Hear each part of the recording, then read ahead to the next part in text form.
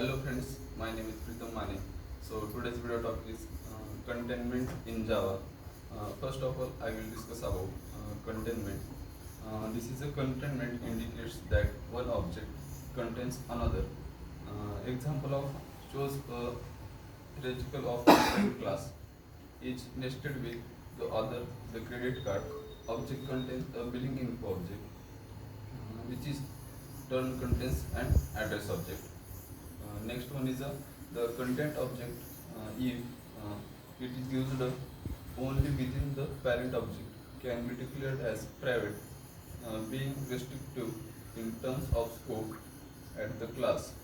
The level is important as being restrictive within the class itself.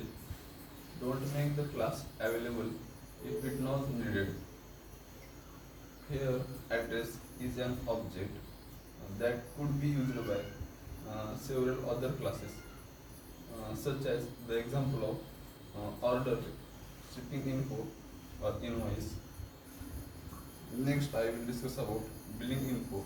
Billing info is restricted to the payment and should not exist outside of it.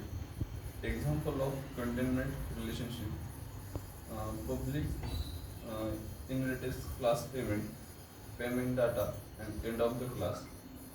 Public class address 1 and address 2, city, ST, zip, and end of the class.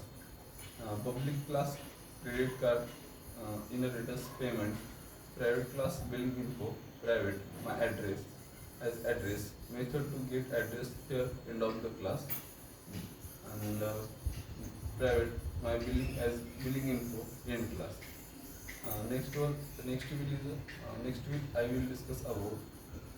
Remember that classes represent a has relationship between the parent class and the child class or classes.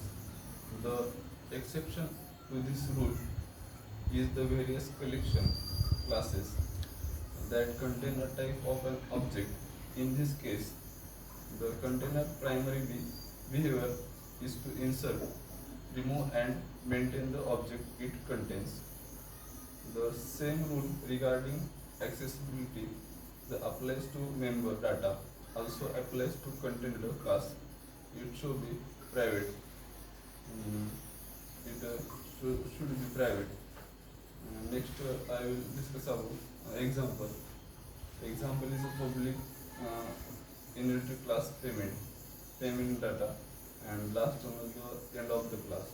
The public class address 1, address 2, city, ST, zip, end of the class. This information is contained in Java. Thank you.